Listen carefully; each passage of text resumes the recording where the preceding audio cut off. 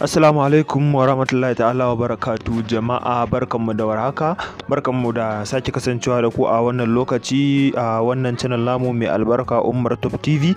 Muna wa kowa fatan alkhairi. Kamar yadda kuka sani, sunana Umar Ismail Muhammad, wanda aka fi sani da Umar Top TV. A yau za mu yi bayani yadda ake yin trading ne akan Binance. Da farko dai kafin mu yi bayani kafin mu je abin, za mu yi bayani akan me trading. Shi dai trading wato hanya ne wanda ake iya canjin coins daga wannan zuwa wannan, sannan kuma ana iya yin amfani da shi wajen da za a sauke, wajen da misali kaman zaka sai abu yanzu zaka iya ka canza. Misali kana da ko tunda yanzu shine yake kan gaba, zaka iya ka juya ko ya koma zuwa USDT domin ka siyar da USDT, ko kuma misali kana da USDT kana so ka sai ko sai ka siya, ko kuma misali kana da USDT kana so ka sai Bitcoin saboda ka rike ka dan holding din shi, to zaka yi kaman exchanging kenan, kaman dai swapping a takaice. To wannan shine trading. Zaka iya a take, kuma zaka iya misali kana hasashen zai kai dala kaza sai ka saka a target ɗinka a wannan dalan domin ya kai sai ka siya. Wannan dai duka na san za ku gane idan muka shiga cikin bidiyon. Yanzu bari mu shiga bidiyon, amma kafin nan ina roƙon cewa in dai ya kasance wannan shine farkon zuwan ka wannan channel ɗin, ka taimaka ka danna mana alaman subscribe, sannan ka danna ƙararrawar sanarwa domin ka ƙara mana ƙwarin gwiwa, kuma ka yi liking ɗin wannan bidiyo. Wannan shi zai saka da zarar mun ɗaura sababbin ayyukanmu, YouTube za su sanar da kai cikin sauƙi. Za ka ma iya kasancewa kai ne na farkon wanda za ka sani, ko kuma dai kana daga cikin na farko. Da farko dai kamar yadda kuka sani, wannan shine Binance, gashi nan na cycle ɗin shi.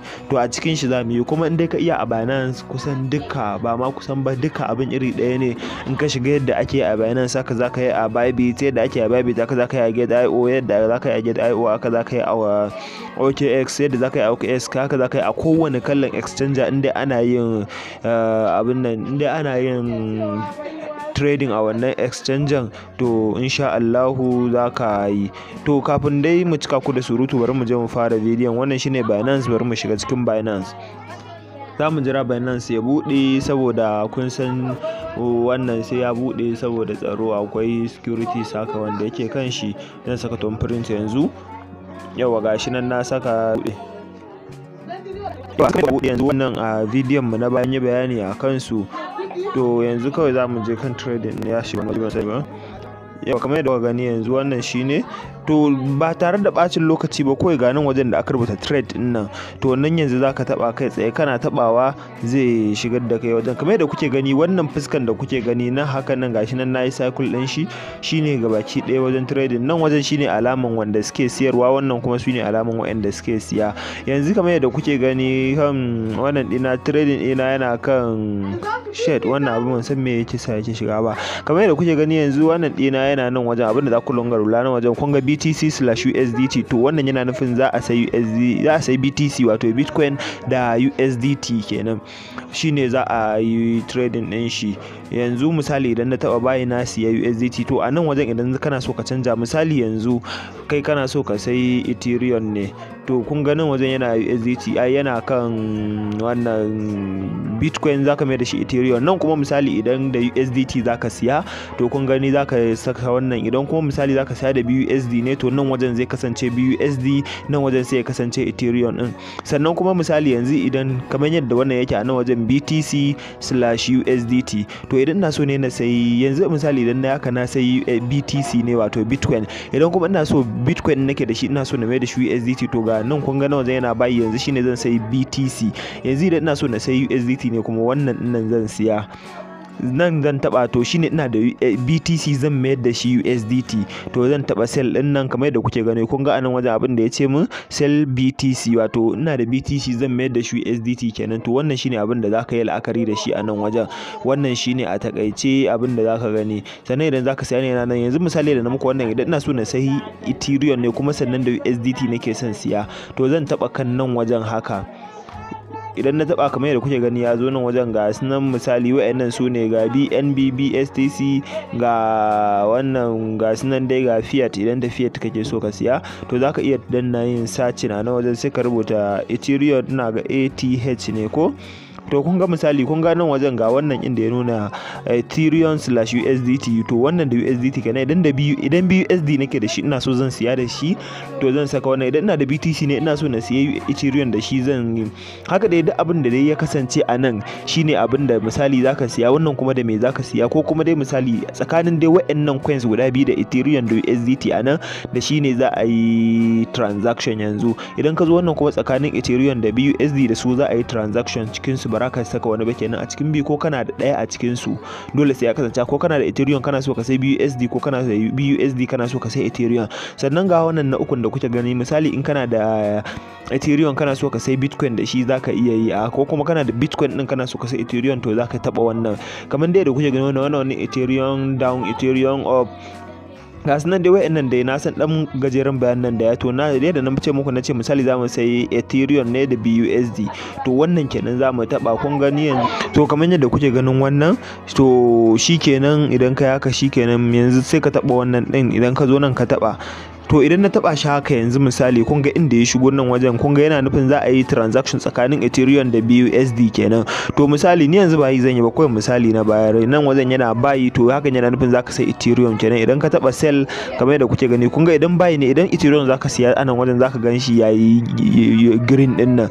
Idan ka taba kuma idan siyarwa zaka yayi ja, shine sell, gashi anan wajen sell Ethereum. To yanzu misali kana da Ethereum ne kana so ka sai BUSD da shi, to wannan koma me da a hakan nan in ka fahimci wannan a haka za ka yi shi.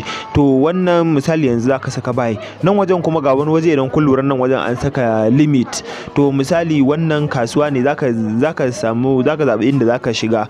Misali wannan kun ga yanzu yadda yake farashin shi anan, gashi nan yana kan a naira, a kuɗin mu na naira yana 700,000 a ba farashin black market ba, yana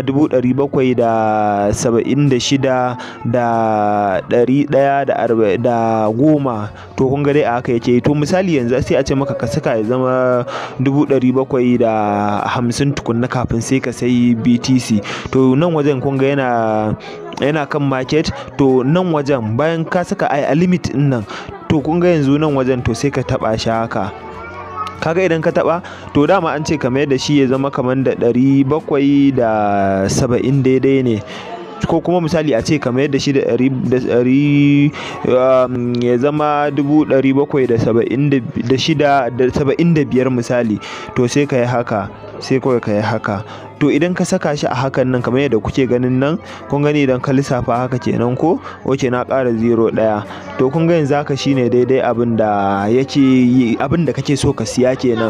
To nan wajen sai ka zo ka saka amount in Ethereum da kake da shi. Misali yanzu wannan da kuke gani, ga wani waje a nan wajen an saka 25%, ga wani waje an saka 50%, ga wani waje an saka 75%, ga wani waje an saka 100%. Misali yanzu ina da Ethereum ɗina guda 100 ne, ina so na siya na duka wannan guda 100, to zan taɓa wannan 100% nan. To kun ga zan sai guda 100. Idan ina so na sai na rabin kuɗi na ne sai na taɓa 50%. Idan ina so na sai na 25% ne sai na taɓa 25%. Idan ina so na sai na 75% ne sai na taɓa. Idan kuma wani amount nake so, misali kamar ina so na sai Ethereum na 50,000 ne misali, to sai na yi haka. Idan ina so kai na sai kamar Ethereum guda 1, sai kawai na yi haka, ina taɓa yin haka. kun ga kuɗin shi nan yadda zai zo. Idan guda 10 ne kun ga ina saka 0, kun ga kuɗin shi a nan yadda zai zo nan kenan. kun ga suna ce min insufficient saboda ba ni da wannan kuɗin da zan siya. To yanzu wannan dai shine a takaice, wannan shine limit a entry kenan. za a ce maka entry ka shiga kaza. Idan kuma misali kana so ka saka, ga nan wajen an saka market. To idan ka taba shi haka, wannan wato a farashin da yake a kasuwa a yadda yake hakan nan, a haka kenan zaka siya. Yanzu kun ga ya kai 777,128. to kun ga yanzu a hakan nan ko aya kasuwa ke kawai a take zaka siya idan ka shiga a market. Idan ka shiga entry din ka market ne. To wannan shine dai kawai a takaice an fi shiga a wannan hanya biyun. Ga wannan kuma stop limit, idan ya tsaya da kanshi kanan, ga trailing stop, ga me. To yawanci dai an fi shiga a wannan biyun, ko limit ko market. To su kawai zan yi bayani a bidiyon nawa. To misali kun ga wannan shine kawai misali yanzu idan ka saka shi a limit na, yana zuwa daidai limit din da ka saita shi da kanshi zai tsaya. Idan kuma ka saka shi a market a take zaka siya.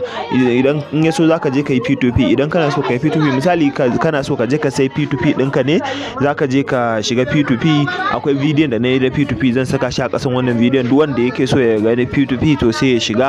A daidai nan za mu tsaya a wannan lokaci a wannan bidiyon namu, to sai ku kalla. Duk wanda yake da wani tambaya dai ga number waya na akan screen, zaka iya tuntuɓa na insha Allah a WhatsApp. Insha Allah zan responding daidai gwargwado, zan bada gudunmawa a kowane lokaci ka kira ni ka yi min magana ta WhatsApp. Insha Allah in na gani zan responding maka. Nagode, kar ku manta da following ɗina a TikTok.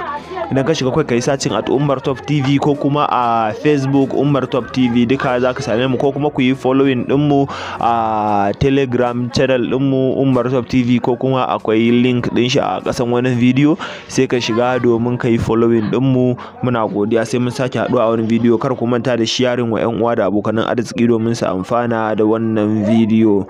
Nagode.